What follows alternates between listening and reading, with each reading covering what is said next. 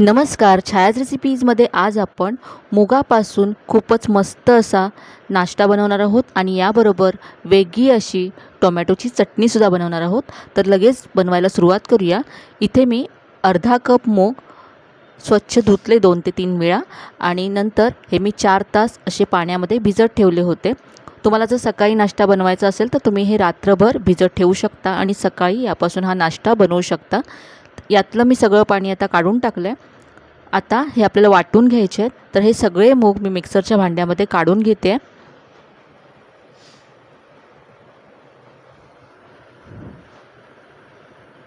आता यामध्ये हिरव्या मिरच्या घालायच्या आहेत. इथे मी 2 हिरव्या मिरच्या घेतल्या.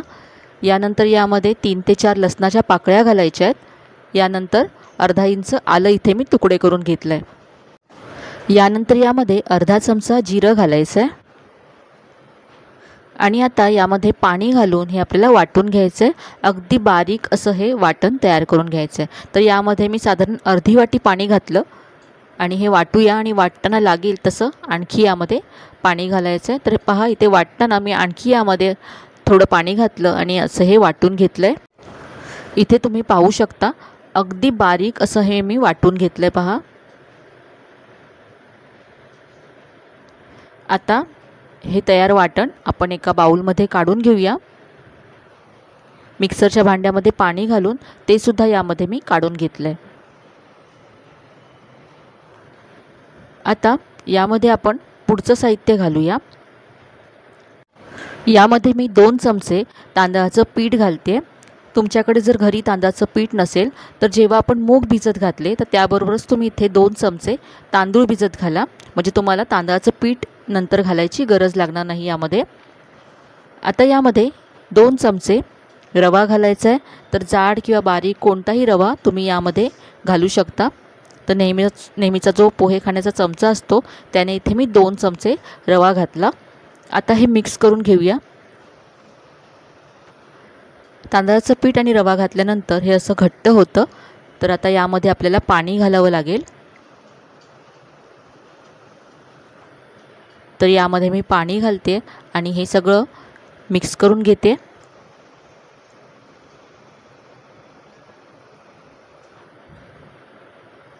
तर यामध्ये थोडं थोडं पाणी घालून हे आपल्याला पीठ तयार करून घ्यायचं आहे.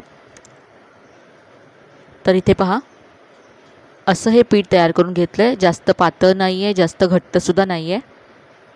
हे पीठ तयार आहे. आता इथे पहा, मी एक विस्कर घेतला आहे. याने हे छान असं फेटून घ्यायचं आहे. म्हणजे या पिठाला छान जाळी येईल, हलकं होईल पीठ आणि यामध्ये आपल्याला इनो सोडा घालावा लागणार नाही. जसं जसं आपण याला फेटत जाऊ तुम्ही पाहू शकता याला असा फेस आला आहे. म्हणजे हे पीठ छान अगदी हलकं झालं आहे. तर हे मी 3 ते 4 मिनटं असं फेटून घेते.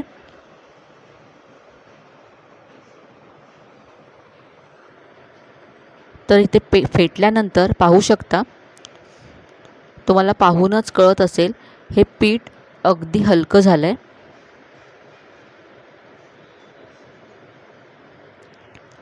या पिठामध्ये आपण मीठ घातलेलं नाही आहे. तर इथे आता चवीप्रमाणे यामध्ये मीठ घालायचं आहे.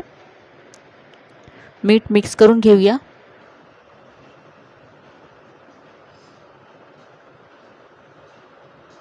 हे पीठ तयार आहे. याचे आज आपण उत्तप्पे बनवणार आहोत. तर हे पीठ बाजूला ठेवूया आणि आधी टोमॅटोची वेगळी आणि मस्त अशी चटणी बनवून घेऊया. तर यासाठी इथे गॅसवरती मी पॅन गरम करत ठेवला आहे. यामध्ये 1 चमचा तेल घातलं.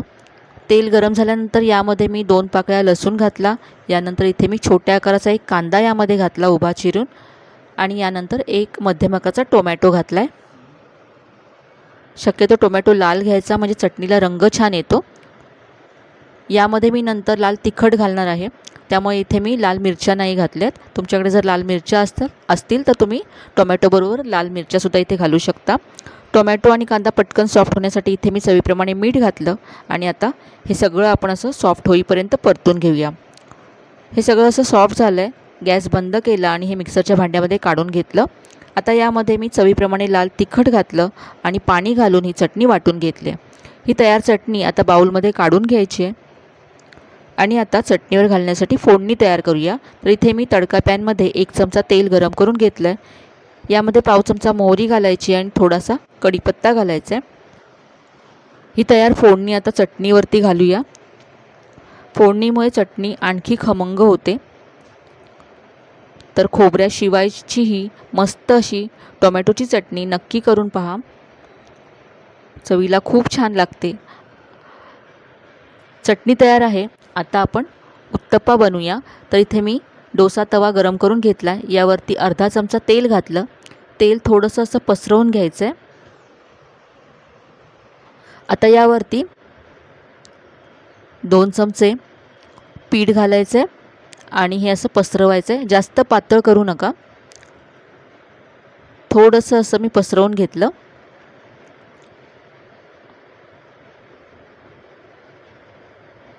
गॅसची फ्लेम मीडियम ठेवायची आहे।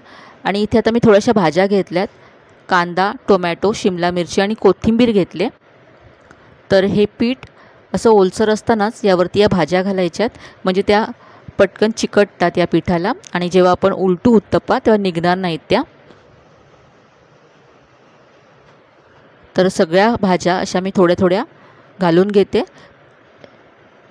तुम्ही प्लेन सुद्धा हा उत्तप्पा ठेवू शकता।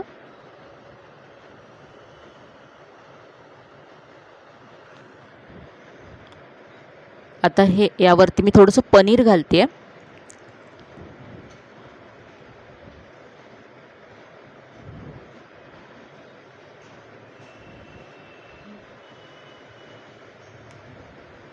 हे असं प्रेस करून घेऊया।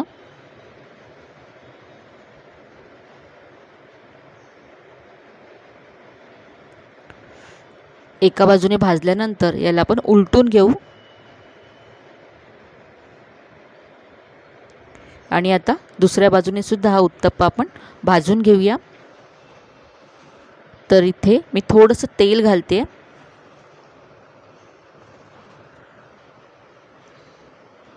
पाहू शकता दोन्ही बाजूने हा उत्तप्पा खूप मस्त भाजला गेला आहे आणि याला छान जाळीसुद्धा आले। यामध्ये आपण इनो सोडा घातला नाही तरीसुद्धा अगदी जाळीदार असा हा उत्तप्पा होतो। काढून घेऊया। इथे आता मी आणखी एक उत्तप्पा तयार करून घेते। मुलांसाठी आपण करत असू हा उत्तप्पा, तर आणखी थोडासा याला चवदार बनवूया। तर इथे आता मी उत्तप्पा पसरवून घेतला, यावरती भाज्या घातल्यात, प्रेस करून घ्यायचं आहे। यानंतर यावरती मी थोडासा पिझ्झा सीझनिंग घातलं आहे आणि रेड चिली फ्लेक्स घातलेत।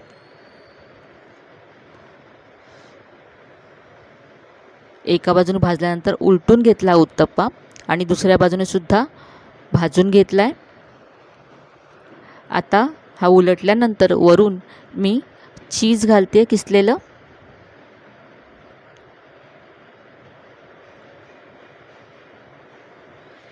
आणि आता यावरती झाकण ठेवूया आणि हे चीज मेल्ट करून घेऊया।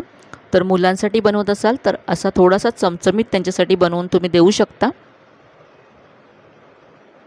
चीज मेल्ट झालं आहे, तर हा उत्तप्पा आपण काढून घेऊया। पाहू शकता दोन्ही उत्तप्पे तयार आहेत। एकावरती आपण पनीर घातलं आणि एकावरती चीज घातलं। तर इथे पहा मस्त असा आपला नाश्ता तयार आहे। इथे एक मी प्लेन बनवला आहे, एक पनीर घालून बनवला आणि एक चीज घालून बनवला। तुम्हाला हवा तसा तुम्ही हा सर्व करू शकता। अगदी पौष्टिक अशी रेसिपी आहे। तुम्हाला जर सकाळी बनवायचं असेल तर रात्री तुम्ही मूग घालून सकाळी अगदी झटपट ही रेसिपी बनवू शकता। यासोबतच ही आपण टोमॅटोची चटणी बनवली। तर आजची ही रेसिपी तुम्हाला नक्कीच आवडली असेल। रेसिपी कशी वाटली कमेंटमध्ये कळवायला विसरू नका। रेसिपी जर आवडली असेल तर व्हिडिओला जास्तीत जास्त लाईक करा, शेअर करा। चॅनलवर नवीन असाल तर चॅनलला सबस्क्राईब करायला विसरू नका। चला तर मग पुन्हा भेटूया अशाच छान छान आणि नवीन नवीन रेसिपीसह। तोपर्यंत धन्यवाद।